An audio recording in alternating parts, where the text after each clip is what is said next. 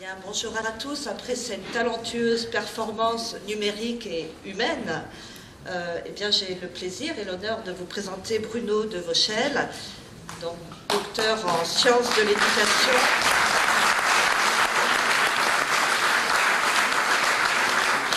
Docteur en sciences de l'éducation, Bruno est professeur associé en ingénierie des médias à l'Université de Poitiers. Rédacteur bien connu des chroniques au Café pédagogique et auteur de « Comment le numérique transforme les lieux de savoir ». Parmi ses nombreuses contributions sur l'évolution numérique, je citerai la dimension humaniste à prendre en compte dans l'éducation qu'il évoque dans ses chroniques et que porte haut et fort notre association. À force de vouloir développer le numérique en éducation, on en oublie parfois de penser la place de l'humain et donc les orientations éducatives qu'il faudrait mettre en œuvre pour accorder technologie et humanisme dans la société qui émerge. Dans cette société qui émerge, entre usage individuel et nécessité de collaboration, le numérique sera-t-il un pont ou un fossé ?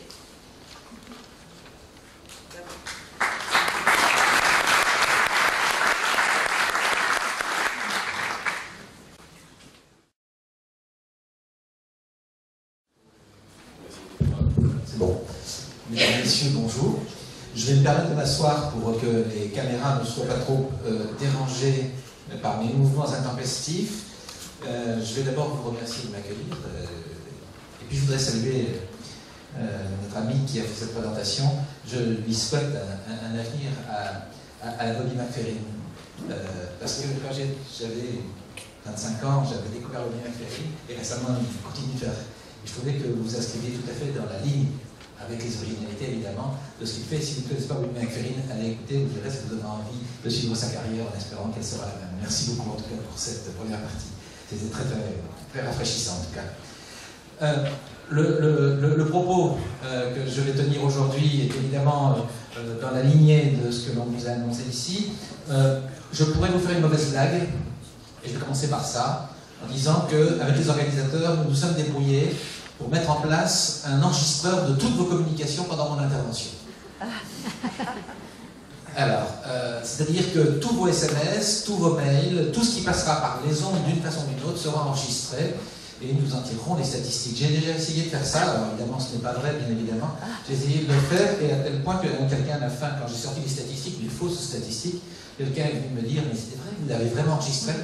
Alors je dis non, c'est pas moi, c'est Google qui enregistre. Alors soyons vigilants, l'humanisme que nous avons évoqué en amont, il commence d'abord par quelque chose qui est en train de monter de façon extrêmement importante et dont il faut que l'on prenne en compte, c'est ce qu'on appelle l'analyse des traces. Learning Analytics, aujourd'hui ça s'appelle dans le monde de l'éducation. Autrement dit, nous sommes dans un monde dans lequel nous laissons des traces. Alors il y a des traces volontaires, ce que j'écris, et des traces involontaires, ce que je clique, c'est-à-dire qu'on va garder tout ce que j'ai fait. Alors les marketeurs, comme on dit, et en marketing savent ce que ça signifie, mais ils ne vont pas assez loin, eux, dedans. Et justement, ce qui est en train de se produire, c'est que dans le monde de l'enseignement avec le numérique, on est en train de réfléchir, et c'est un des projets de notre laboratoire Techné à Poitiers, c'est de réfléchir justement à comment les traces nous permettent d'apprendre des choses sur nos comportements, sur nos façons de nous approprier les technologies. Et je dois vous dire que c'est un petit peu inquiétant dans certains cas, mais on pourra en reparler si vous êtes intéressés. Nous allons parler aujourd'hui du problème du passage de l'individuel au collaboratif. Le numérique est-il un pont ou un fossé? Alors pour ce faire, nous allons aborder 6 parties. Je vais d'abord problématiser, je vais faire mon travail universitaire en quelque sorte. Je n'essaierai de pas être trop théorique, au contraire, même j'essaierai d'être très très pratique. On essaiera de voir comment nous sommes tous pareils et tous différents et que le numérique pose un certain nombre de questions. On travaillera évidemment sur coopératif, collectif, collaboratif et numérique pour aller voir après ça les évolutions dans les trajectoires et les cheminements. Puis on interrogera en fait ce qui est souvent le cœur de mon travail, c'est l'interrogation de la forme scolaire. Et puis on terminera, vous avez dit collaborer, mythe ou réalité. Je reprends ça, mythe et réalité, évidemment à André Tricot, que vous avez entendu hier, qui est à peu près branché sur les mêmes ondes que moi sur ces questions-là. même si effectivement il y a des débats en cours, nombreux et multiples, mais il a dû vous le dire aussi, si vous lisez son petit ouvrage, vous verrez, il le révèle assez clair. Allons-y. Un constat. Il y a le paradoxe, ce sont des machines de plus en plus individuelles. Alors, à vos smartphones, pour l'instant, ils sont encore à votre poche, bientôt ils sont dans votre corps. Et en même temps, on nous dit, il y a des attentes de plus en plus collaboratives. Il faut collaborer, on est en réseau, il faut échanger, etc. C'est le premier paradoxe auquel nous sommes confrontés aujourd'hui avec le numérique. Il y a un deuxième paradoxe. Le système scolaire a été fondé pour le vivre ensemble. Alors, on va en rediscuter après, parce que c'est pas n'importe quel vivre ensemble. Je pense à ça. Si je ne parle pas du vivre ensemble, c'est parce que dans le préambule des programmes de maternelle, il y a tout un chapitre, un paragraphe pardon, sur le vivre ensemble. Mais malheureusement, quand on y regarde de plus près, quand on regarde le référentiel de maternelle, il me semble bien qu'on parle beaucoup de vivre ensemble, mais qu'on ne sait pas très bien comment l'incarner dans ses apprentissages. En tout cas, c'est une vraie question pour moi. Mais le système scolaire, le bac vient de tomber, les résultats de bac viennent de tomber, c'est la réussite individuelle. Et on est dans ce paradoxe constant, c'est que nous sommes un système qui, en fait, prétend être, je dirais, collectif, et qui, en même temps, prône la réussite individuelle. Et ça, c'est un paradoxe qui, malheureusement, n'est pas forcément lié aux acteurs, mais lié, je dirais, à l'histoire même de cette institution. J'aurai l'occasion d'en reparler dans cet exposé. Alors, des adolescents, eux, se construisent dans le collectif, dans le groupe. C'est connu, tous les psychologues qui travaillent sur cette question des adolescents nous disent bien que les sociabilités des jeunes sont extrêmement importantes, elles sont liées au groupe, elles sont liées effectivement au collectif, pas toujours au collaboratif, on y reviendra. Les réseaux sociaux numériques, eux, prolongent évidemment cette sociabilité de groupe, et il n'est donc pas étonnant du tout que nos enfants, nos adolescents, évidemment, se ruent sur ces outils-là, parce qu'ils sont, je dirais, alors pour reprendre l'augmentation de leur réalité, hein, ils augmentent même leur réalité avec ça. Hein, c'est un fil continu qui existe et qui fonctionne. Mais ils favorisent aussi, ces réseaux sociaux, la construction de soi. Hein, je pourrais évoquer un petit ouvrage qui est sorti récemment sur les adolescents et Internet, qui a été publié en Suisse, et qui justement parle vraiment de comment justement ça participe de la construction de soi. Or, aujourd'hui, pour un jeune dans un groupe social, la prise de parole passe aussi, désormais, par le numérique et par sa présence sur les réseaux sociaux. Et certains d'entre vous ont peut-être vu que parfois cette présence n'était pas toujours aussi saine, on va le dire, voire juridiquement acceptable que cela. Dans quelle mesure le monde scolaire, du coup, peut-il dépasser ces paradoxes et permettre de construire cet idéal collectif et collaboratif? Alors, je dis cet idéal collectif et collaboratif, mais je suis prudent. Je suis prudent. La relecture des 5 mémoires pour l'instruction publique de Condorcet me laisse quand même un goût un peu amer sur l'idéal collectif et collaboratif. Et quand je fais un rebond un siècle après, je vois Jules Ferry, et que je fais encore un bond un peu plus d'un siècle après, je vois Jules Ferry 3.0, le Conseil national du numérique, hein, le texte, je me dis, on n'est peut-être pas dans cet idéal-là finalement. Mais c'est une question que je pose. Le collectif et le collaboratif à condition d'être inscrit dans un carcan ou dans un moule qui est en train d'exploser, qui est celui de la notion de nation. Et ça, il faut bien avoir conscience qu'aujourd'hui, c'est une des problématiques fortes. Et quand vous voyez les problématiques identitaires qui émergent partout dans le monde, on voit bien que là, les frontières, entre guillemets, n'existent plus. Il suffit de regarder malheureusement dans un certain nombre de ces pays qui sont en cours de déconstruction. Deuxième question, dans quelles compétences donc construire pour permettre aux jeunes de se développer dans un contexte comme ça? Donc, si on veut construire des jeunes qui sont capables d'affronter ce monde, comment le faire? Or, nous ici n'avons pas été élevés, pour la plupart d'entre nous, dans ce milieu-là. On a eu à la rigueur la télévision. Hein. Pour ceux qui étaient enfants entre 1975 et 1985, si vous écoutez ce qu'on disait à ce moment-là des jeunes qui regardaient la télévision et qui étaient environnés de la télévision, on dirait que c'est une catastrophe. On disait que c'est une catastrophe. Quand on vous voit, on sait que c'est pas forcément une catastrophe, je veux dire. Donc peut-être que dans 30 ans, quand on aura des jeunes qui seront nés avec le numérique, on dira nos fameux digital natives dont on parle, qui n'existent pas, mais dont on parle souvent, on verra peut-être, finalement, ils sont devenus des gens acceptables, entre guillemets, hein, fréquentables, on va dire. Deuxième question, quelles compétences pour construire? Parce que malgré tout, on construit des compétences chez les jeunes. Parce que les jeunes, ils n'ont pas choisi qu'on leur amène le numérique, les smartphones et autres. C'est bien leurs parents qui achètent les tablettes. C'est bien les parents qui donnent l'argent pour ça, qui payent les abonnements. Quand ce n'est pas les départements et les régions parfois, ça arrive aussi, c'est vrai. C'est vrai. J'étais lundi au conseil régional d'Île-de-France qui dit on paye des abonnements 3G des apprentis. Mais pour la bonne cause. Hein, pour la bonne cause. Troisième question, les approches inversées. Vous savez, on a la grande mode de la classe inversée, qui a fait pédagogique, a participé à l'organisation de cette journée, l'autre jour, les 2 journées sur les classes inversées. Les pratiques collaboratives sont-elles aisément accessibles pour le jeune? Moi, je me pose une question quand même. C'est bien beau de décréter l'inversion pédagogique. Mais les jeunes sont-ils prêts? Ont-ils des compétences pour ça? Et si oui, ou sinon, qu'est-ce qu'il faut faire si c'est pertinent de le faire? Puis malheureusement, comme à chaque fois qu'on aborde ce genre de choses, il y a trop de caricatures sur la classe inversée et il y a assez peu d'analyse. Malheureusement, c'est un phénomène médiatique et le phénomène médiatique dans le domaine des numériques est malheureusement assez catastrophique. Alors, quelles sont mes hypothèses? L'organisation scolaire, la forme scolaire doit effectuer une mutation. C'est clair, le système scolaire tel qu'il est actuellement est insupportable. Insupportable. De sa mission de socialisation dans un monde fini, qui était la mission initiale, vers une mission de construction d'une socialité dans un monde sans frontières a priori. Jean-Paul Gaillard, psychologue spécialiste des adolescents, dit la même chose pour l'éducation. Un jeune qui se construisait contre un certain nombre, en s'appuyant sur, en s'opposant, en s'affrontant à des cadres religieux, les cadres d'autorité des adultes, les cadres politiques, etc. Ces cadres-là se sont rapidement effondrés au cours des 30 dernières années, et les jeunes n'ont que à se construire sur eux-mêmes. C'est-à-dire qu'ils doivent construire le mur d'abord, et ensuite s'affronter au mur qu'ils construisent. C'est beaucoup plus compliqué que s'affronter à l'autorité parentale, l'autorité traditionnelle. C'est beaucoup plus compliqué parce qu'il n'y a plus de repères a priori. Et donc c'est ce passage du a priori à a posteriori qui, pour moi, aujourd'hui, impose à l'organisation scolaire un changement radical. Les moyens numériques, en particulier mobiles et connectés, portent les moyens de cette reconstruction des trajectoires d'apprenance.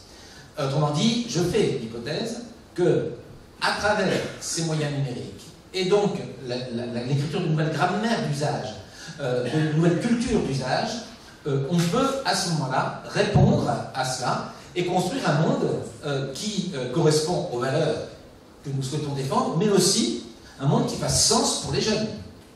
Qui fasse sens et qui soit, j'emploie un mot qui est malheureusement trop galvaudé, mais un mot qui me paraît finalement très porteur de sens, c'est un monde durable. Si simplement le monde était un peu durable. Et les questions qui se posent, ça se posera à la fin de l'année autour du climat, nous montrent que il n'est pas certain que le monde soit aussi durable que ça, tel qu'on est parti en ce moment, et le numérique y participe.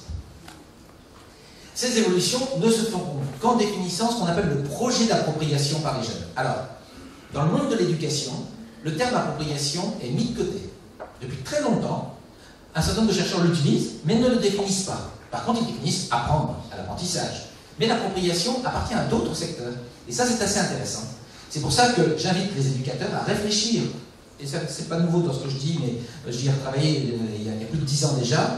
Cette notion d'appropriation est aujourd'hui au cœur d'une révolution éducative qui doit faire passer justement du simple souci de l'instruction au souci de l'apprentissage, et du souci de l'apprentissage au souci de l'appropriation. Et si je vais encore plus loin en termes philosophiques, je dirais que quand on sera arrivé au souci de l'appropriation, on aura retrouvé le sens initial de transmettre, qui est le mot passer. Passer, c'est rendre possible, passer de l'un à l'autre, c'est rendre possible par l'autre l'appropriation de son environnement. Et ça, c'est notre responsabilité d'adulte. Tous pareils, tous différents, disais-je.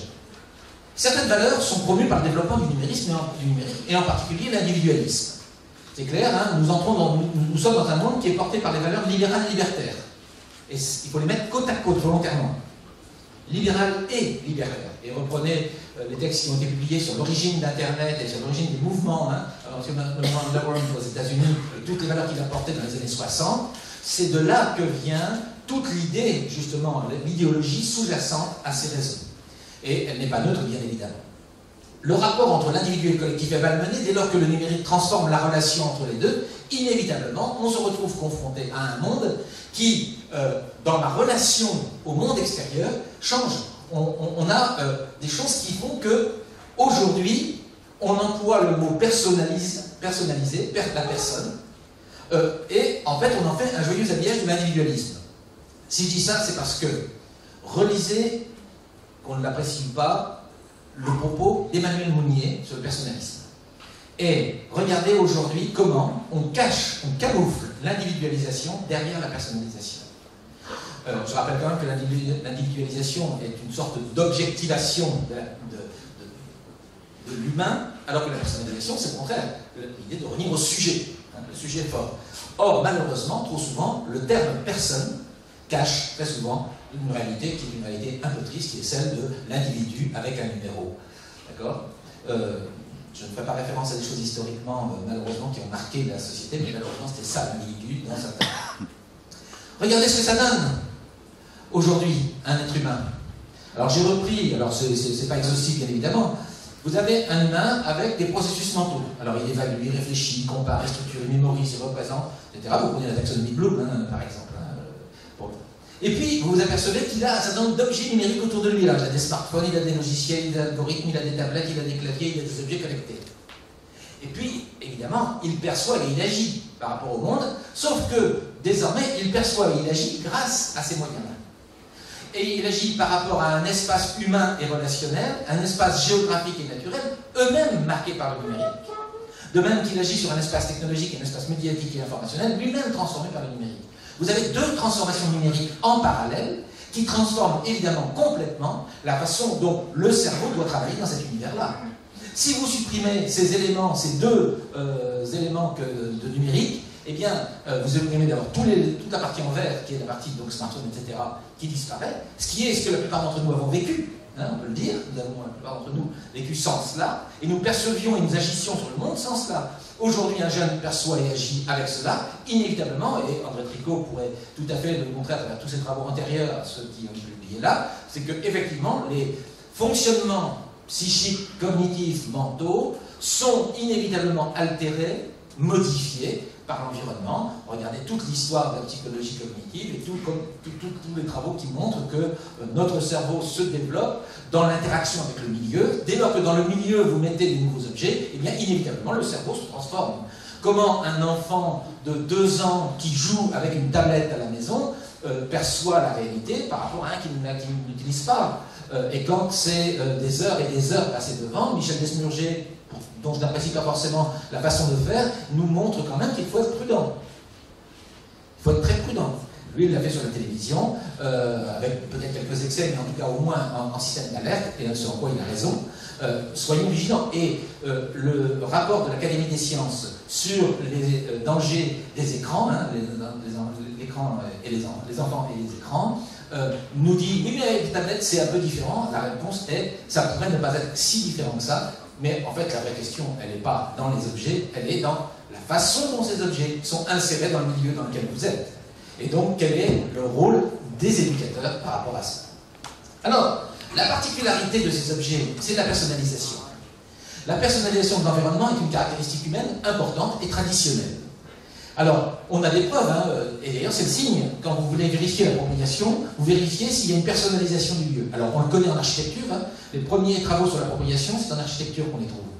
Hein, hormis le droit, hein, oui, la justice, mais la justice c'est pour d'autres raisons. Hein. Il y a, dans l'orientation scolaire, on retrouve aussi l'appropriation. C'est comment je dirige ma vie et non pas je suis dirigé. Dans le poste de travail, Philippe Bernoud vient de publier un bouquin très intéressant sur l'appropriation au travail, l'appropriation de la reconnaissance, c'est le titre de son ouvrage qui est paru chez Octares. Il nous dit le signe de l'appropriation de son environnement de travail, c'est la façon dont je modifie mon poste de travail. Vous pouvez référer à un vieux bouquin qui date de 1970, je crois, de Robert Lénard, qui s'appelle L'établi, pour ceux qui ont connu ça, qui raconte justement comment une personne s'approprie son travail, s'approprie son plan de son poste de travail. Donc ça, c'est pas nouveau, mais ça émerge beaucoup plus parce que, évidemment, les gens ont tendance naturellement à personnaliser. Hein.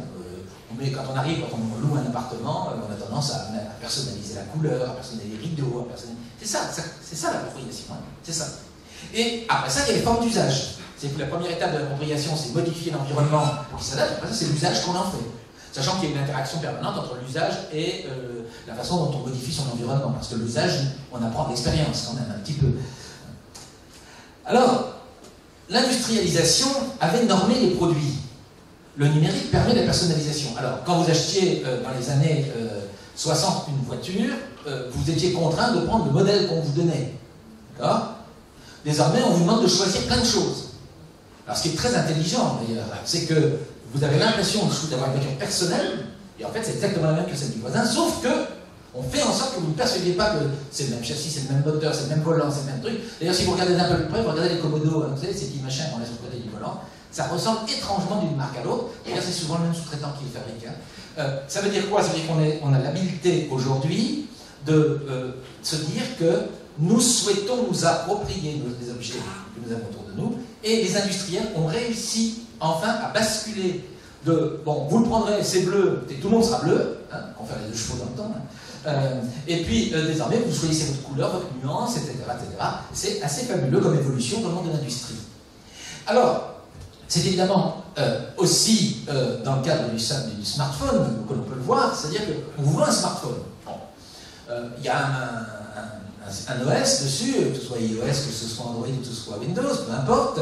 Mais ce qui est passionnant, c'est que derrière ça, à travers le projet informationnel et commercial, on va vous autoriser la personnalisation. Quand vous ouvrez votre ordinateur, quand vous ouvrez votre tablette, quand vous ouvrez votre smartphone, vous avez mis la plupart du temps une image de fond. Amusez-vous, quand vous êtes dans un transport en commun, par exemple, à regarder les images de fond des autres. C'est passionnant. Montre-moi ton image de fond, je te dirai qui tu es. Mais c'est le symbole de l'appropriation. C'est un symbole d'appropriation. Récemment, on distribuait des tablettes dans le cadre de l'opération TED en Saône-et-Loire, et une des premières questions des jeunes de collège qui étaient là, des jeunes de 6e, 5e, c'est « Mais monsieur, est-ce qu'on pourra mettre nos photos à nous dessus ?» Parce qu'aujourd'hui, la personnalisation des objets numériques passe par « Je veux avoir une sorte de miroir de moi-même dans l'objet. » L'appropriation, c'est est-ce que je peux projeter une image de moi dans l'objet? Est-ce que cet objet peut me renvoyer cette image? C'est assez intéressant parce que les concepteurs de smartphones ont l'habilité, de smartphones, de tablettes et autres, en particulier smartphones et tablettes, ont l'habilité de faire exactement comme les industriels de l'automobile, c'est-à-dire qu'ils ont réussi à vous vendre un produit industriel en vous endroit que vous pouviez le personnaliser. Mais simplement, ils ont trouvé les endroits où il fallait vous personnaliser, et surtout, ils ont trouvé les endroits où il ne fallait surtout pas que vous personnalisiez. Et qu'il faut que vous leur obéissiez. Parce qu'en fait, les algorithmes qui sont derrière sont bien faits pour cela. Le doudou de Serge Tisseron, pour ceux qui ont lu les petites méthodologies d'aujourd'hui, traduit la proximité de la machine, ses usages avec l'utilisateur. Alors moi, je ne suis pas très d'accord avec le doudou, mais l'idée est intéressante, je trouve, elle mérite d'être... Mais ça traduit la proximité.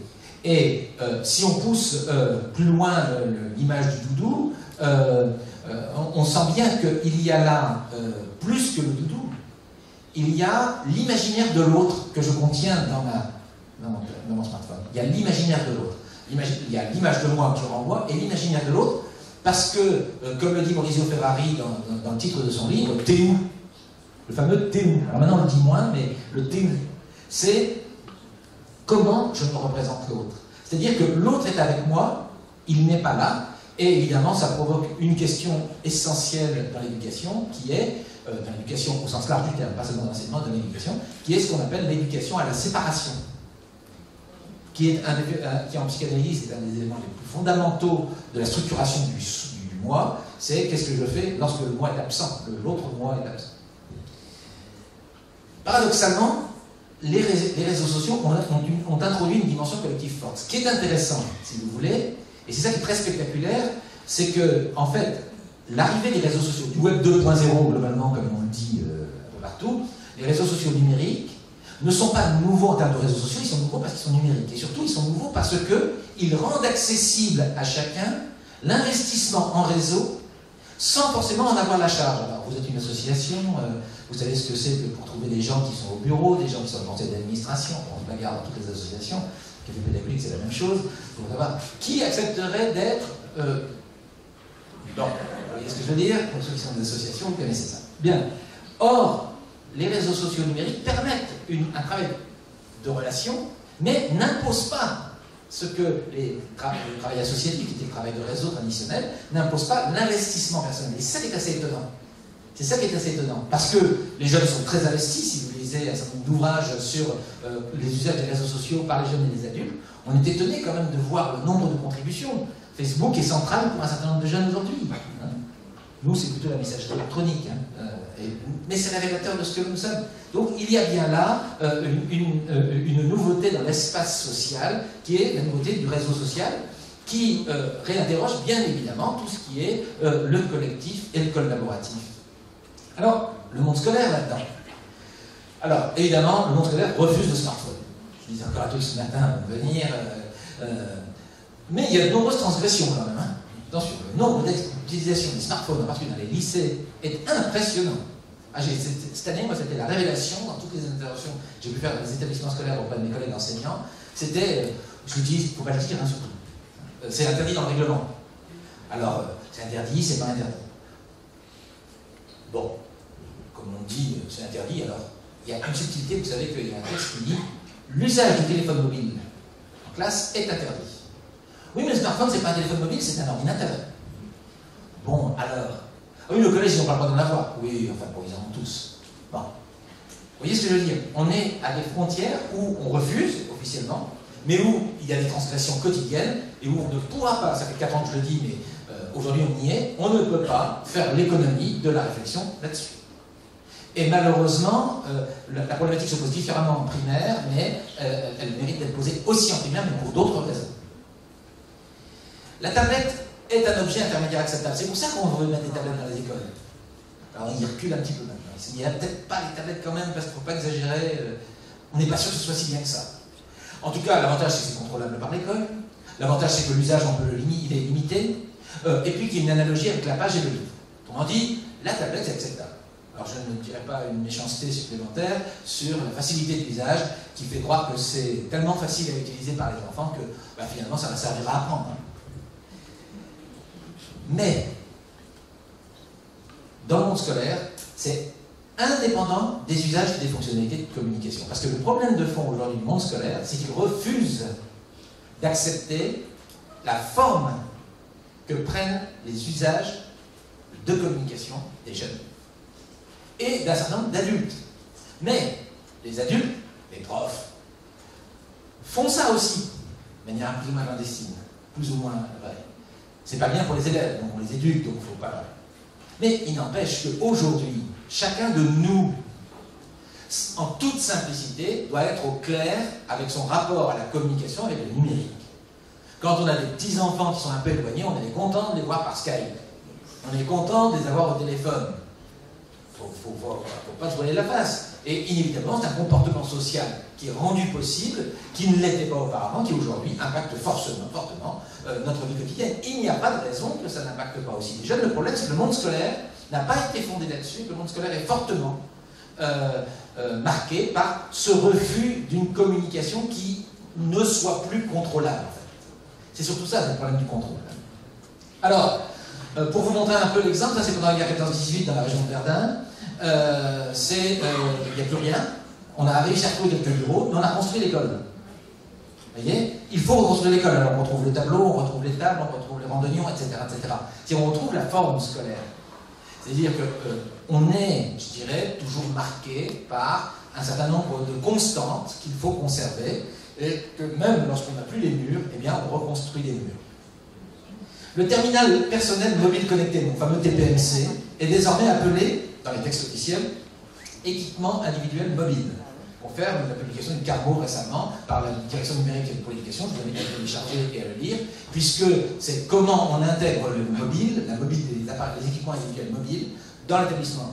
Mais dans la discussion qui se fait au ministère, ce qu'on nous dit, c'est oui, mais attendez, individuel mobile, mais c'est ceux qu'on donne aux élèves, hein, pas ceux qu'ils ont eux. Ça, pour l'instant, on n'intègre pas ce qu'ils ont, le fameux BIOD, vous savez, le Bring Your Own Device. Mais non, c'est surtout le matériel qu'on donne. Donc, comment on intègre les tablettes numériques que l'on va distribuer, comment on intègre les ordinateurs connectés, comment on intègre l'équipement individuel mobile dans une architecture scolaire. D'accord? Mais à condition qu'il soit bien évidemment en amont labellisé.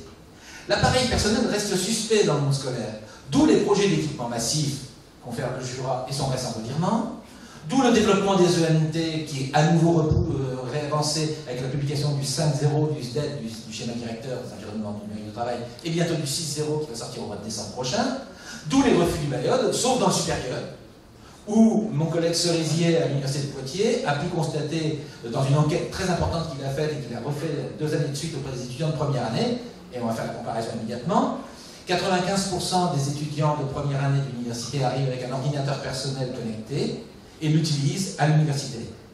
1 an avant, ils n'avaient pas le droit d'utiliser au lycée. Ils sont passés d'un endroit où ils n'ont pas le droit de l'utiliser à un endroit où ils l'utilisent systématiquement, et ils l'utilisent n'importe où. D'où, évidemment, pour l'université, changement de stratégie, on n'achète plus de matériel, on renforce les infrastructures, on renforce le réseau. Si on accepte cela, évidemment, la révolution d'équipement risque de se faire dans des conditions qui ne sont pas simples. Alors, on pourra parler, évidemment, d'inégalité face au numérique, etc., mais ça, c'est une vieille ancienne qu'il faut rappeler régulièrement, mais que l'on peut contrer assez facilement avec des équipements, justement, d'appoint, ce que font un certain nombre d'universités. Alors, les frilosités face au collectif. L'image dominante du travail scolaire est individuelle, vous disais-je tout à l'heure. À quoi on le voit? Les évaluations, les contrôles, les classements, garder un bulletin de notes. Lutte contre la copie entre les élèves. Alors moi je m'intéresse au piratage plagiat, par contre. En ce moment, à l'université, on travaille beaucoup là-dessus, avec la communauté de l'Université de Lyon. C'est incroyable. Non, il y en a marre. La classe silencieuse versus le bavardage aussi. Attention, il ne faut pas bavarder. Si tu bavardes, c'est suspect. Mais vous imaginez un peu ce que ça donne. Alors je caricature bien évidemment, je sais bien, dans les classes, c'est pas toujours comme ça, c'est vrai. Mais il n'empêche que c'est le fond du problème. Et dans les débats, on le retrouve systématiquement. Et beaucoup d'enseignants témoignent du fait que, oui, mais tu comprends, je ne peux pas les faire trop travailler en groupe parce que sinon ça va faire du bruit. Comment l'architecture ne permet pas, maintenant tu comprends, elle n'a pas été conçue, elle a été conçue pour des salles où on travaillait en silence. Et en silence, ça veut dire, je le regrette, individuellement, sauf si on utilise le numérique, à ce moment-là, par les SMS, on peut les faire échanger dans une classe. Mais enfin, est-ce que c'est vraiment sérieux de faire des SMS à l'intérieur d'une classe? Est-ce que c'est vraiment sérieux de faire des réseaux à l'intérieur d'une salle? S'il y a des réseaux sociaux numériques, c'est bien justement pour abolir cette frontière-là. D'ailleurs, nos collègues qui ont expérimenté cela ne le font pas à l'intérieur, ils le font avec l'extérieur, avec d'autres partenaires. Sinon, ça n'a pas d'intérêt. Or, le numérique permet de s'affranchir plus aisément des limites traditionnelles, ça on le sait. Et les pratiques collectives et collaboratives restent cependant limitées. Parce que, depuis très longtemps, les vieux militants pédagogiques savent bien. Philippe Mérieux a fait sa thèse sur le travail de groupe et le travail en équipe en 77-78, publié un peu après. Et cependant, quand on parcourt les classes, alors plus dans le secondaire, et pas dans les collèges et les lycées, que dans le primaire, faut se battre. Faut se battre. Alors on est passé, alors pour ceux qui connaissent, il y a des vieux militants ici, alors les 10%, les PAE, les travaux croisés, les itinéraires de découverte, les TPE, etc., etc. Autant de tentatives. Alors là, avec la réforme du collège, on a essayé encore de nous rajouter un petit truc, les épis, mais bon, quand même, un peu, mais pas trop. Bon, on voit bien que faire travailler collectivement les enseignants ou les élèves, il faut y aller quand même lentement. Hein. De toute façon, au bac, hein, c'est lui qui l'a, hein, c'est pas tous qui l'ont. On n'en a pas encore. Moi, je rêve qu'il y ait 100% de reçus au bac, hein, je dis, hein. Au moins, on n'aura plus de problème, on saura avant que c'est 100%. D'ailleurs, un jour, on va y arriver parce que le ministre doit toujours faire mieux. Alors, je ne sais pas combien de temps, quelle échéance. Et là, la ministre a bien réussi cette fois-ci. Mais au premier tour, hein, pas au second tour, on va voir. Excusez-moi, je suis un peu caricatural. Coopératif, collectif, collaboratif et numérique en contexte scolaire. Là, il nous faut nous poser au cœur du problème. Alors, vous m'excusez, je vais un peu vite. Je mettrai à votre disposition ce support visuel, évidemment. Hein. Puis en plus, il y a l'enregistrement vidéo, donc vous pourrez réutiliser ça sans problème. Alors, des valeurs fondatrices. La conception de l'école est basée sur l'appartenance au collectif social et politique. Alors, j'ai évoqué la nation tout à l'heure, il ne faut quand même pas oublier le rôle de l'école dans ce rapport à la nation, mais dans des contextes sociopolitiques tout à fait différents, parce qu'elle a été créée que ceux qui sont maintenant en place. Et c'est ça le souci aussi. Et donc, inévitablement, on peut, c'est intéressant de relire ce qui s'est dit, ce qui s'est écrit avant, je n'en cite que 2, mais il y en a plein d'autres à citer, et surtout ce qui est intéressant, c'est de comparer ces propos qui sont les propos qui ont été attestés avec tous les innovateurs en pédagogie, alors Pestalozzi, Girard, Freinet, Montessori, etc. Et c'est intéressant de montrer comment, finalement, tout ça, toutes ces initiatives sont toujours restées marginales. Que vous le vouliez ou non. Si, on a fait un peu d'imprimerie à l'école, enfin maintenant on fait des blogs. Hein. Oui, on fait de la correspondance scolaire, mais on fait des mails, on fait même WeChat, un machin comme ça. Mais fondamentalement, ça reste extrêmement marginal par rapport à la norme scolaire aujourd'hui. La notion de nation structure l'espace collectif, l'école doit favoriser la cohésion de la nation. Appel à l'école pour résoudre des problèmes de comportement individuel considérés comme néfastes. Je l'ai écrit il y a assez longtemps et je le répète très souvent, l'école n'est pas la bonne à tout faire de la République. Quand je dis la bonne à tout faire de la République, c'est que dès qu'il y a un problème dans la société, on se pose la question, 1, de la répression, 2, de l'éducation. Et quand on dit l'éducation, on se tourne vers l'école. On dit, alors, est-ce que l'école pourrait faire quelque chose? Et c'est systématique, hein, quand vous écoutez le discours médiatique, c'est systématique. C'est-à-dire qu'on donne une injonction à l'école de le faire. Autrement dit, on retrouve les valeurs fondatrices de l'école, mais les fondatrices au sens, je dirais, politique du terme. N'oubliez pas que le monde scolaire a été créé contre les familles, contre l'incurie des familles, au XVIIIe siècle. Et que ce qui est sous-jacent à ces propos-là, c'est bien la même chose. C'est que les familles ne savent pas éduquer leurs enfants, alors à l'école, on va les éduquer.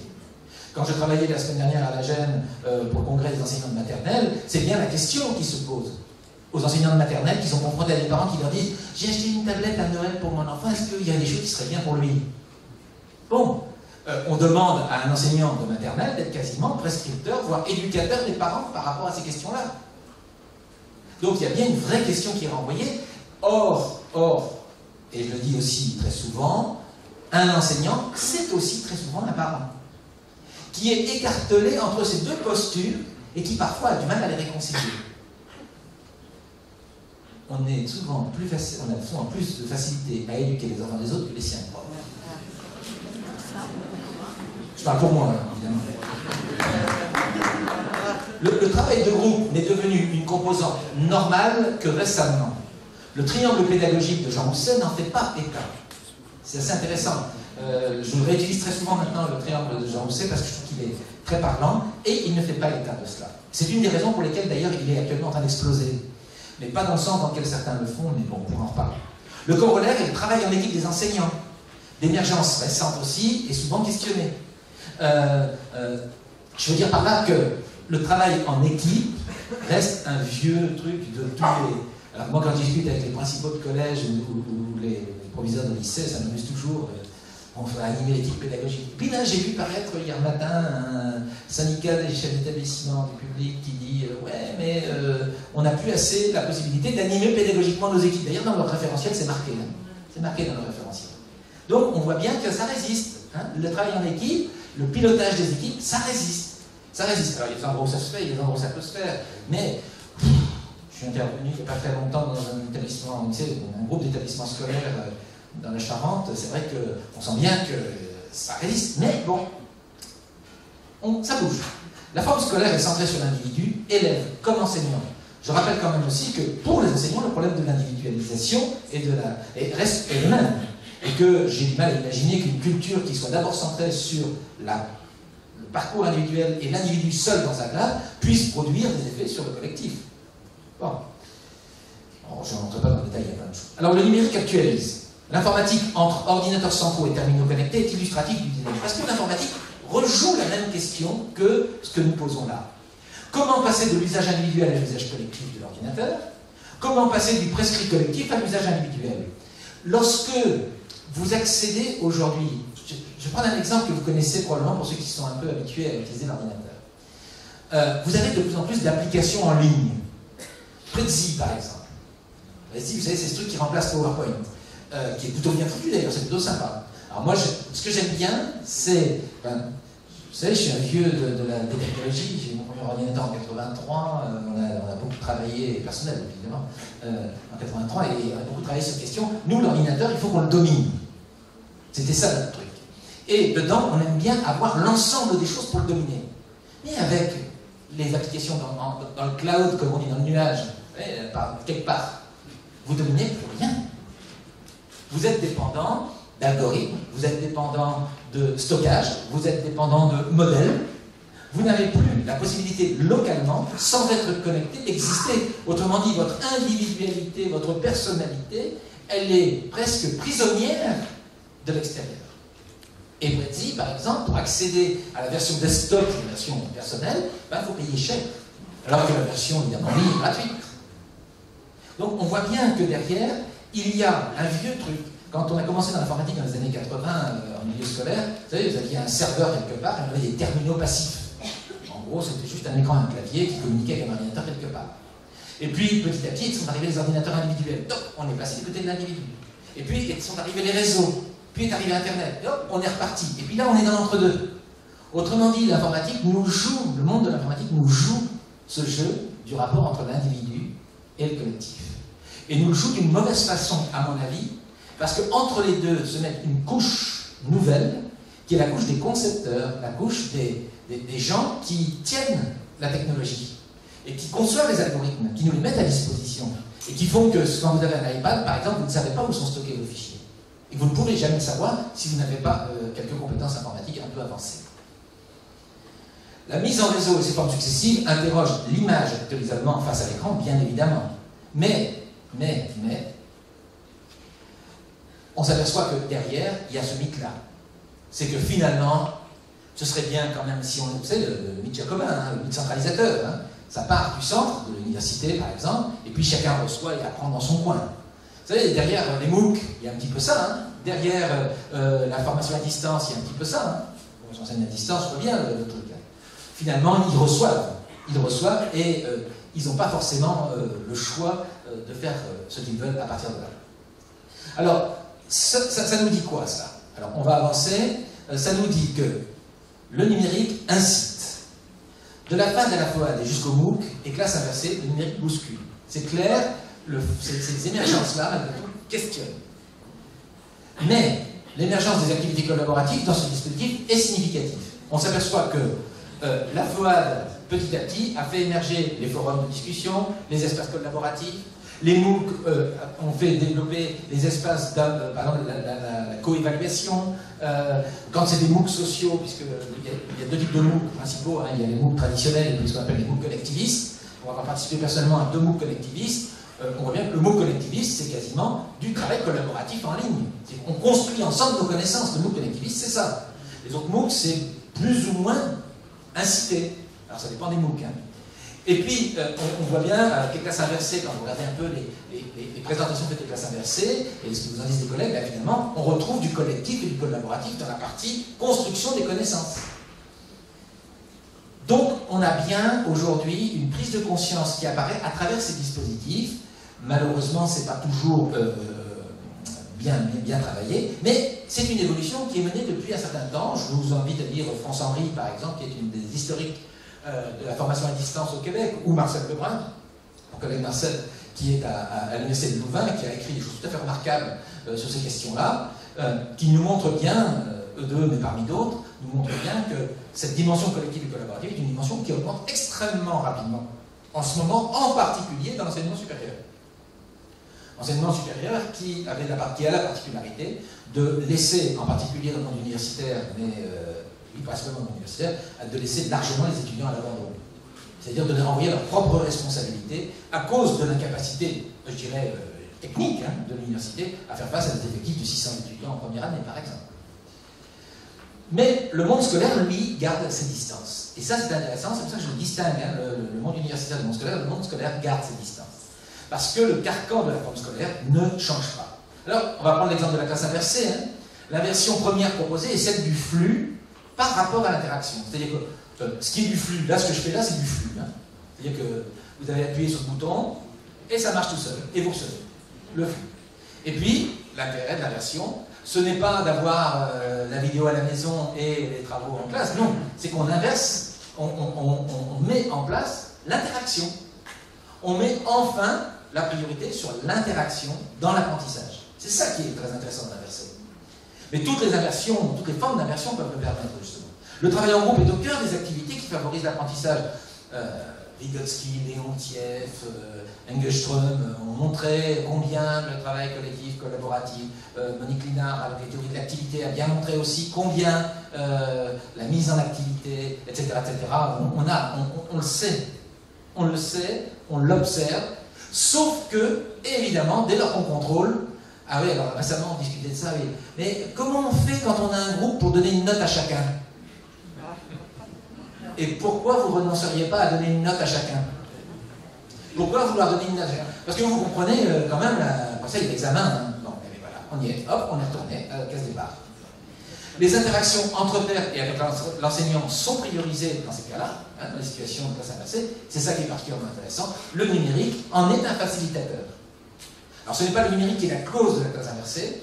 La classe inversée existe bien avant le numérique. On le sait depuis longtemps. Lisez Salman Khan, qui est un des pères de la classe inversée, il le dit lui-même, c'est pas nouveau. Mais ce qui est intéressant, c'est que le numérique en est un facilitateur.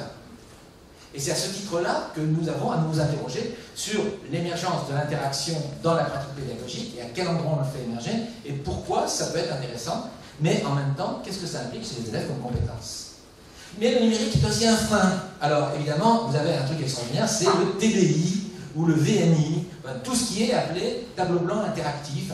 Machin. Alors j'ai bien aimé le mot interactif, moi. Et c'est interactif pour qui? Bon. Et on s'aperçoit que les Anglais, c'est la même chose, que 90% des usages des TBI et des VNI, c'est ce que je fais en ce moment. C'est de la vidéoprojection, pure et simple. Donc, autrement dit, la partie interactive, elle sert à quoi? Ben, pas à grand-chose, vraiment. Parce qu'en fait, d'abord, elle est très lourde à mettre en œuvre, surtout dans les premiers modèles, là, ça va évoluer bientôt, mais techniquement, c'est lourd à mettre en œuvre. Ensuite, pédagogiquement, il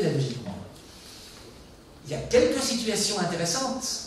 Mais globalement, dans nos modèles d'enseignement habituels, ah, si par contre, si on transforme beaucoup de choses, oui, mais on est quand même prof centré, on est écran centré.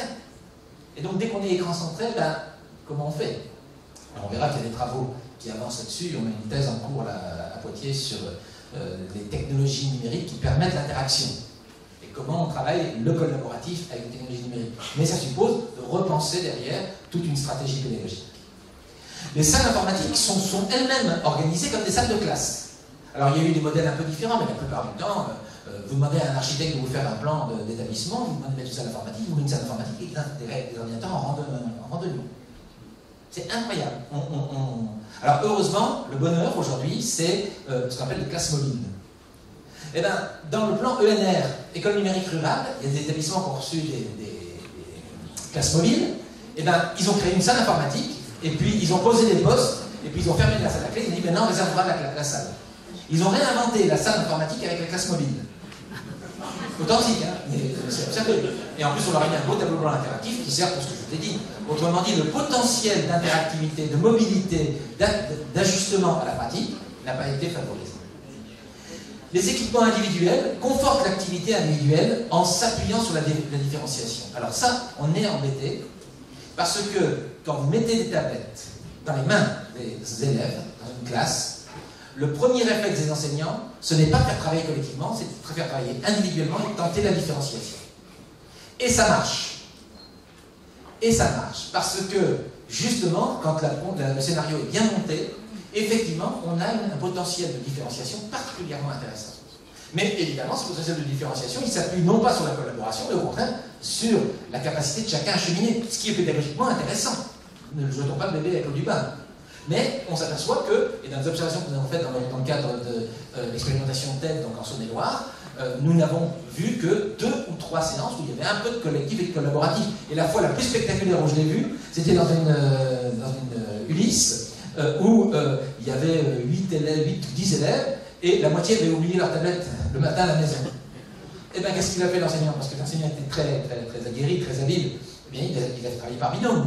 Et du coup, le travail par binôme était vachement intéressant, parce que finalement, pédagogiquement, pourtant, vous élèves en grande difficulté. Je peux vous dire, vous avez des difficultés vraiment difficiles à gérer. Eh bien, le travail en binôme a été extrêmement favorable, extrêmement positif. Il a été obligé de se reconfigurer. Mais s'il n'y avait pas eu ce travail en binôme, eh bien, il aurait fallu du travail différencié sur la machine. Parce que c'est le premier réflexe, et il est normal.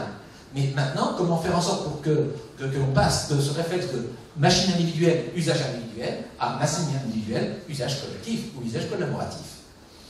Alors, il y a des évolutions envisageables. Alors, j'aime bien, quand je me balade, je fais beaucoup de train, filmer les gens. Et là, vous avez une maman qui lit un livre et qui a quand même son casque sur les oreilles, et le petit garçon qui a sa console de jeu dans les mains. Si je montre ça, c'est parce qu'il y a un modèle éducatif derrière qui est un modèle éducatif individuel aussi.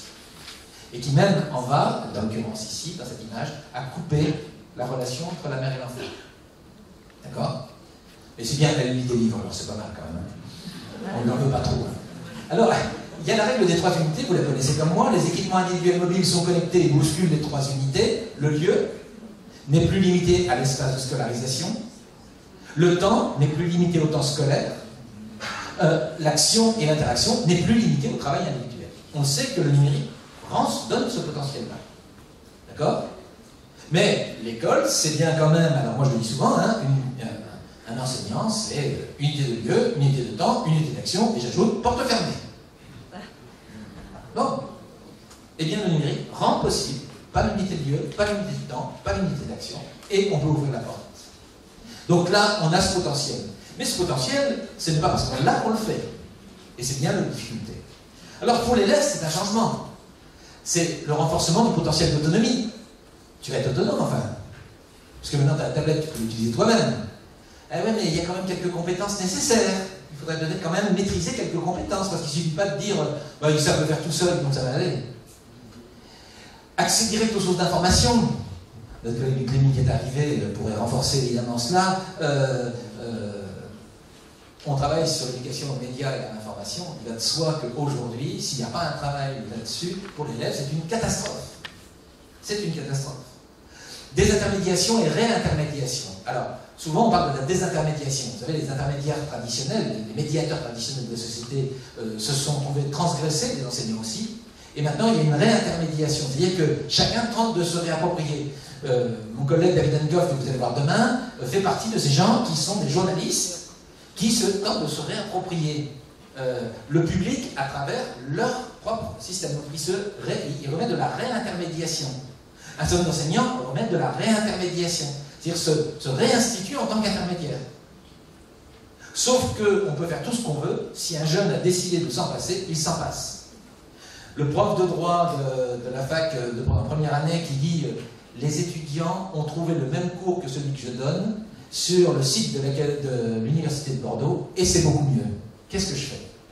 Bon, donc l'intermédiation et la réintermédiation, je peux vous dire qu'il faut l'interroger. Elle est très intéressante, hein, très très intéressante la question. L'espace cognitif enrichi, submergé, doit être aussi pris en compte. Hein, j'ai évoqué les changements cognitifs tout à l'heure.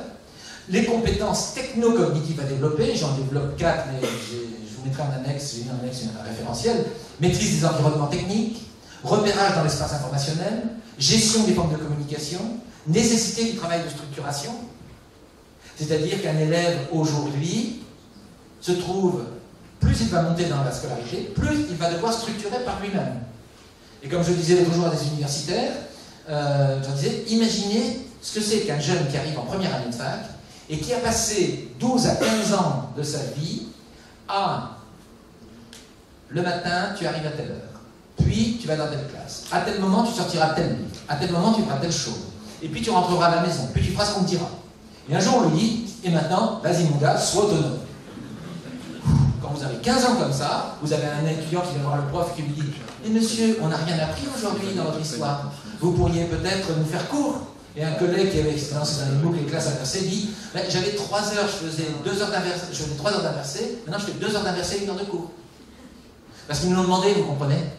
Eh oui, parce que les compétences nécessaires pour apprendre dans ce genre de contexte, elles ne sont pas inscrites dès le début de la scolarité, quoique, observez certaines classes de l'école maternelle et de l'école primaire, vous vous rendrez compte quand même qu'il y a quand même des enfants qui sont capables d'une très très grande autonomie, et que pour tous les enseignants qui les utilisent dans leur classe, sauf qu'à un moment, il faut apprendre, hein, je le dis souvent, hein, à l'école maternelle, on a encore un corps, à l'école primaire, on devient un tronc, et à l'école secondaire, on finit par devenir qu'une tête.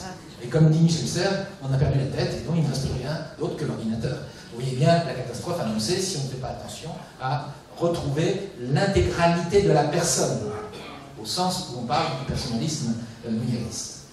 Alors, j'ai cette compétence que j'ai mis en annexe, mais je ne vous les montrerai pas parce que ça va prendre trop de temps. Et si on termine dans les délais, il faut aussi que je sois sous laisser. Puis laisser quelques questions quand même. Obligation d'assurer un environnement efficient. Alors, l'institution se trouve confrontée à ça. Elle est obligée de mettre en place un environnement efficient. Les infrastructures, la maintenance, les ENT, ces choses-là. Elle ne peut pas faire autrement. Elle ne peut pas faire autrement. En plus, dans sa culture, il faut qu'elle le renforce même. Sinon, elle perd sa légitimité. Et si c'était Google qui gagnait? Porosité croissante des limites traditionnelles. Donc, évidemment, Les fameuses histoires des fuites, on nous en parle tout le temps, du plagiat, etc., etc. Mais oui, la porosité est de plus en plus grande. Les jeunes arrivent, les adultes aussi d'ailleurs à l'école, avec des choses auxquelles ils n'ont pu accéder, alors que traditionnellement ils n'y accédaient pas. Donc inévitablement, ça introduit le trou, cette porosité. Passage du modèle du livre au modèle numérique. C'est un des arguments principaux. L'école, le musée, la bibliothèque, notre société s'est structurée autour du livre et de l'impératif de stocker le livre et de le mettre à disposition. Le livre, ça coûte cher. Et si vous reprenez le roman, le nom de la rose, vous avez évidemment la question du livre et de la pertinence du modèle du livre. Mais comment elle s'est installée? Et donc aujourd'hui, on est en train de sortir du modèle du livre. Ça ne veut pas dire que le livre disparaît, c'est-à-dire qu'on sort du modèle du livre comme dominant dans notre façon de fonctionner. Et ça, c'est en train de se construire. Et on a encore quelques années devant nous. Reconstruction des espaces, alors on parle des centres de culture et de connaissances dans les établissements secondaires, portés fort par l'inspection générale, M. Robert-Chandillot était là hier, il va pu vous en parler. La vie scolaire aussi, l'évolution de la vie scolaire, comment on repense les espaces, mais aussi les temps scolaires. Finalement, la classe inversée, ce qui est bien, c'est qu'elle transforme le rapport au temps scolaire. Et alors à l'université, c'est encore plus fort, parce qu'on est en train de se dire, finalement, on pourrait... Alors ça, c'est intéressant économiquement. On pourrait diminuer le nombre d'heures de profs pour augmenter le nombre d'heures d'étudiants. À la limite, on pourrait supprimer les profs, les étudiants apprendraient tout seuls. Il suffit leur donner un petit peu des jalons pour les aider. Et vous imaginez l'économie que ça fait? Alors, évidemment, la forme scolaire est en question. La forme scolaire, c'est celle que élaboré Guy Vincent, Bernard Lahire et toute l'équipe de sociologie et de l'éducation à Lyon dans les années 90. Les résistances à l'évolution de la forme scolaire sont nombreuses. Regardons les discussions autour de la réforme du collège et on comprendra. Les espérances dans le numérique sont nombreuses, mais ne bousculent pas la forme. Confère le rapport Jules Ferry 3.0. Quand à Educatis, il y avait Benoît Thiolin et Sophie Penn qui participaient à la table ronde que j'animais, j'étais assez catastrophé de les voir dire finalement il faudrait que l'informatique rentre à l'école comme une discipline et qu'on ait 1 heure, etc. Et puis qu'il y ait un examen, qu'il y ait un concours, qu'il y ait tout. Autrement dit, un peu plus de scolaire avec le numérique. Et moi je dis, peut-être un peu moins de scolaire avec le numérique, pourquoi pas. Les innovations médiatisées interrogent. Truc de classe, inversion, classe média, EMI, etc. On a aujourd'hui, malgré tout, il faut utiliser ces innovations médiatisées, non pas comme des phares à suivre, mais comme autant d'interrogations. Il faut les analyser comme en quoi ça interroge la forme scolaire. Et à ce moment-là, quelle réponse nous donnons, nous, dans nos stratégies, dans nos philosophies, pour cela. Mais, rassurez-vous, la structure reste solide, on ne va quand même pas changer le bac demain matin. Aucun ministre de l'Éducation ne le fait, même si tout le monde dit qu'il faudra le faire un jour. Il y a dans le technique qu'on a fait le fameux contrôle continu en cours de formation. Certains d'entre vous le connaissent. Et la collaboration, alors, il y a pourtant une filiation historique. Les cercles, alors, sur le concept de collaboration, les cercles, les confréries, les ordres religieux sont des lieux de collaboration. Les associations, les réseaux, les équipes, les groupes, ça c'est pas nouveau. Mais il y a un basculement sémantique sur le fonctionnement du fait numérique. Alors du coup, on est passé, nous on avait nos réseaux, on avait nos relations, un portefeuille de relations intéressant. Non, maintenant tu fais du co-design, du co-working, du crowdsourcing, du crowdfunding, etc. On croise, on se croise. On collabore. Alors, c'est amusant parce qu'on est passé du travail de groupe au travail d'équipe, du travail d'équipe au travail collectif, du travail collectif au travail coopératif, et du travail coopératif au travail collaboratif. On en a rajouté une couche. On s'est surtout empressé de ne pas définir ce qu'on mettait derrière, trop souvent, malheureusement, pas toujours, mais surtout de faire un joyeux mélange de tout ça, et surtout un joyeux mélange qui sert médiatiquement à une cause qui, malheureusement, est le renforcement de l'inverse. Dans la classe et au-delà, la collaboration, le travail collectif, la coopération s'alimente du numérique pour peu qu'on sache mettre en place les scénarios adaptés. Mais pour aller dans cette direction, il faut considérer que le numérique est une ressource dans la classe, que entre classes, excusez-moi, j'aurais dû faire le méta S, le numérique est un moyen au service du entre-classe. Hors la classe, le numérique est un élément de culture collaborative. Pourquoi? Parce que hors la classe, c'est lorsque l'enfant lui-même l'utilise. Or, c'est dans son contexte culturel d'adolescent qu'il l'utilise comme ça. Donc, on a cette compétence de collaboration. Encore faut-il accepter les modalités. Et ça, c'est pas forcément évident. Alors, il y a des expérimentations, là, vous voyez, c'est en Suède, c'est des nouvelles écoles en Suède, on réfléchit à des nouveaux modèles d'architecture scolaire, suppression de salles de classe, etc. Il y a deux revues, il y a la revue suisse l'éducateur.ch qui a publié un numéro il y a 3 mois, 4 mois sur la fin de la salle de classe, et il y a la revue Distance et Médiation des Savoirs qui a aussi publié un numéro sur la fin du cours magistral.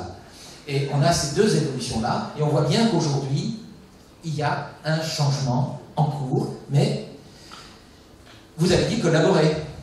Alors j'ai mis mon schéma habituel, hein, la vraie collaboration, c'est lorsque vraiment on est en commun dans un projet et qu'on ne revendique pas chacun sa petite part du projet, mais qu'on revendique ensemble la totalité du projet. Je pourrais y revenir dessus.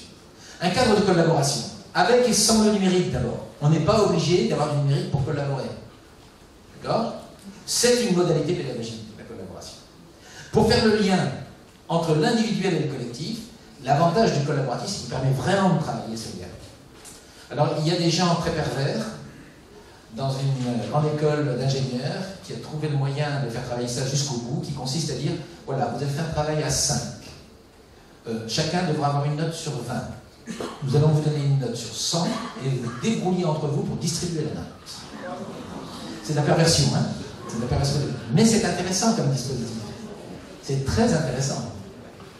Nous avons nous-mêmes pas mal de projets à l'Université de Poitiers dans le master, et quand on note le projet, on se dit, est-ce qu'on fait des modulations individuelles ou pas?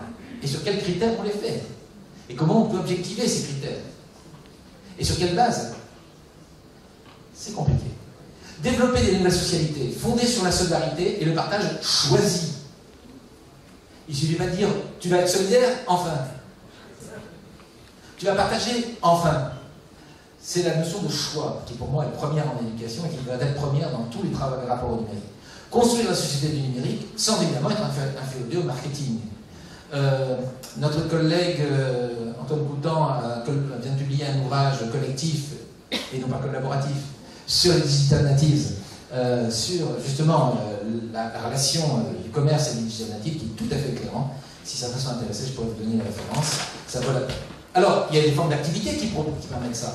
Quelques-unes, hein, les pédagogies de projet, la démarche d'investigation en sciences, les démarches de problématisation qu'on retrouve aussi dans l'enseignement d'histoire, par exemple, l'approche des controverses qui nous a été présentée récemment par Dominique Boulier et Bruno Latour à Sciences Po.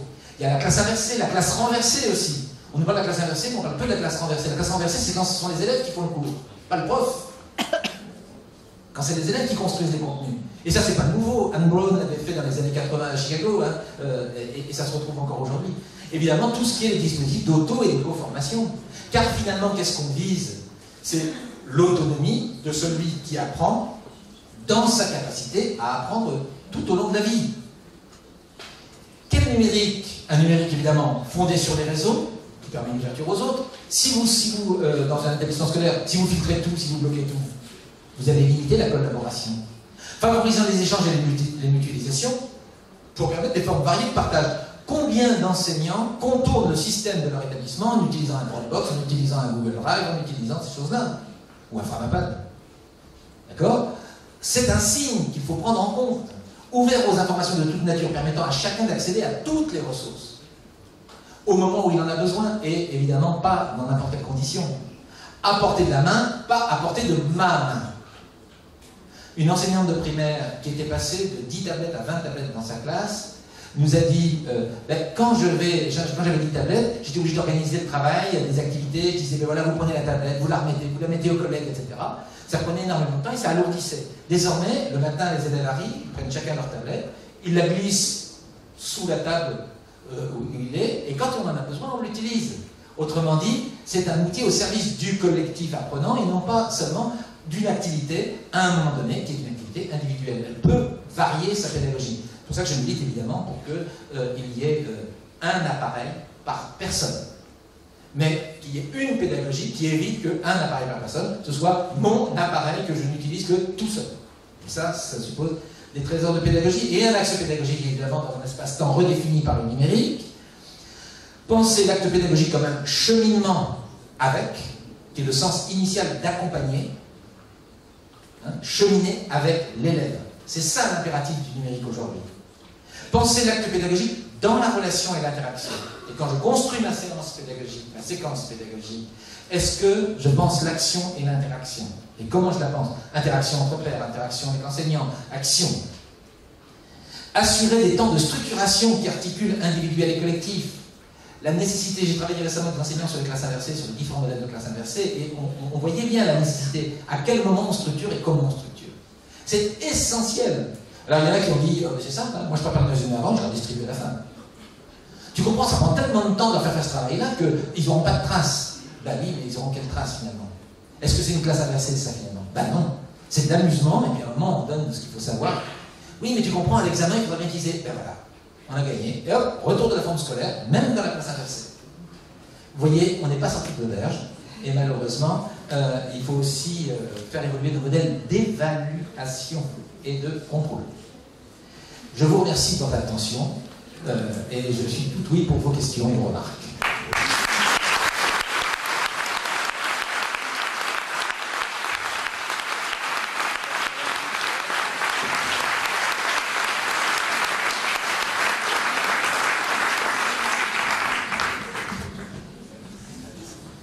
Voilà, n'hésitez pas à témoigner, apporter vos éclairages.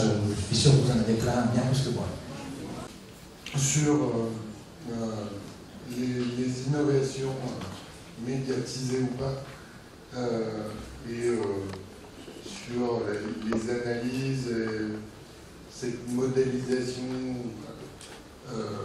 moi j'ai l'impression que c'est pas vraiment fait. Cette analyse justement.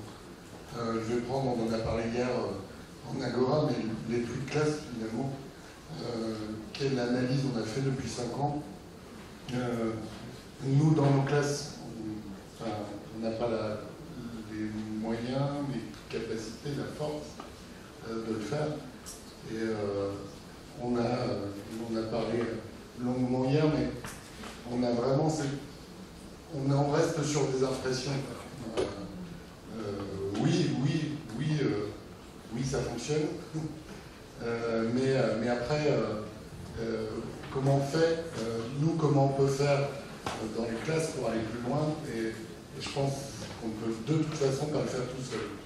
Voilà. Alors, plusieurs réponses à ta question. La première, c'est d'abord, je vais le prendre à l'envers, le problème. J'ai référé à Schoen, qui a écrit un ouvrage sur le praticien réflexif. Je crois que la base, tout praticien, alors je vais même partir en amont, je prétends que tout enseignant est innovateur. Innovateur signifiant faire du nouveau dedans. Hein, pas de faire du nouveau en soi, c'est pas inventer, c'est innovateur. Tout enseignant est innovateur. Tout enseignant expérimente lorsqu'il a en face de lui un enfant qui résiste, il va expérimenter. Le problème, c'est que, et c'est ce que tu viens de dire, c'est il n'y a pas ce passage à l'analyse qu'on appelle habituellement la recherche-action, très souvent. Alors, on a de la chance, ça se développe, et la recherche-action revient un peu sur le dessus du panier, après avoir été mise de côté pendant très longtemps, parce que c'était pas très scientifique, disaient les sciences dures. Or, par exemple, moi j'ai eu la chance d'avoir dans les étudiants que j'ai un prof de maths qui a fait une recherche-action sur la classe inversée.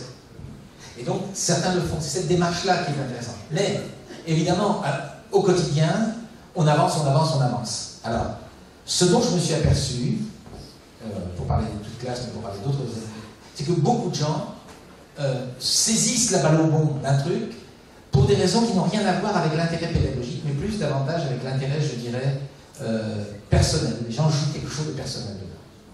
Et quand tu discutes avec certains ou certaines, il est impossible de rentrer dans cette démarche réflexive. Ils sont tellement convaincus qu'on n'a pas ça. Donc, en amont, je dirais que c'est une question de philosophie même du métier, qui est que tout enseignant est un enseignant réflexif qui doit essayer de penser sa pratique, et pas seul. Alors, deuxième point, pas seul. Alors, on a une chance extraordinaire avec Internet, mais malheureusement, je m'aperçois qu'elle n'est pas aussi utilisée que ça par les enseignants, c'est qu'il y a un nombre de réseaux d'échanges colossal sur Internet. Le dernier avatar de cela étant Vieille-Duc, on en a parlé tout à l'heure en aparté. Donc il y a des réseaux potentiels. Les premières listes de diffusion d'enseignants ont été créées en 1995. Elles existent pour certaines encore. Vous prenez dans le monde des documentalistes, CDIDoc ou IDoc, sont deux listes de diffusion qui existent depuis presque 30 ans maintenant. 20 ans maintenant, pardon. C'est donc une possibilité de le faire. Alors, maintenant, la question aussi est, chacun doit le faire dans son coin. Les universitaires, les chercheurs, qui sont payés pour ça, je dis bien payés pour ça parce que c'est aussi important de le dire, s'intéressent parfois à des choses et parfois pas à d'autres. Et que l'occasion fait le larron. Je vais être méchant avec mes collègues universitaires, ils se sont rués sur ce qui les concernait, c'est-à-dire sur la pédagogie universitaire. Et ils désertent largement le monde scolaire. Et que malheureusement, pas tous, hein, mais que malheureusement, on a là-dessus peu d'aide. Alors nous, on a la chance de continuer à travailler en milieu scolaire, mais c'est vrai que la tentation est grande d'aller travailler dans le milieu universitaire, on l'a sous la main quand on est universitaire. Donc les MOOC, les machins comme ça va bien. Mais travailler dans une classe d'école primaire ou de collège pour aller voir comment on travaille, d'aider les enseignants à interagir avec eux, bah, c'est ingrat.